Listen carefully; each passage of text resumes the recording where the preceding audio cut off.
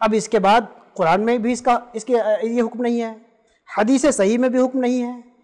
اس کے بعد ایک آتی ہے ایک بات کہ اجماع اس پر ہے۔ اس پر کیا ہے؟ اجماع ہے۔ کچھ علماء نے دعویٰ کیا ہے کہ گستاخ رسول کی سزا پہ اجماع ہے۔ امام غزالی نے اجماع کو سمجھنے کا ایک فارمولہ دیا ہے۔ امام غزالی بہت بڑے عالم ہیں، وہ شافعی اسکول کے ہیں، لیکن احناف کے ہاں بھی وہ مقبول ہیں۔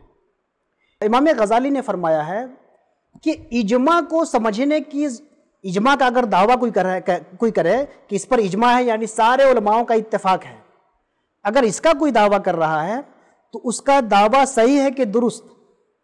اس کو جانچنے کا طریقہ یہ ہے کہ یہ دیکھا جائے کہ کسی عالم کا اختلاف ہے کہ نہیں، اس پر کسی کا ڈسپیوٹ ہے کہ نہیں۔ اگر کسی بڑے اسکالر کا ڈسپیوٹ ہے تو واضح ہو جائے گا کہ اجماع ہے ہی نہیں۔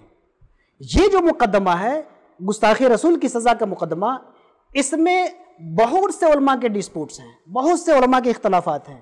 خاص طور پہ حنفی علماء کے اس پہ اختلافات ہیں، حنفی علماء کے تحفظات ہیں۔ حنفی علماء نے اس کو مطلقاً اس کو سزا نہیں مانا ہے۔ احناف ہندوستان اور پاکستان کا جو علاقہ ہے، یہاں پہ 90% مسلمان حنفی اسکول کو فالو کرتے ہیں، اور حنفی اسکول کا جب ہم مطالعہ کرتے ہیں تو اس میں کوئی اور چیز ہمیں سامنے آتی ہے، سینیریو کچھ الگ نظر آتا ہے۔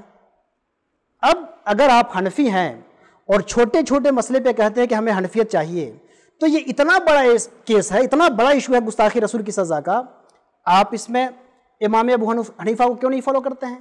آپ اس میں حنفی اسکول کو کیوں نہیں فالو کرتے ہیں؟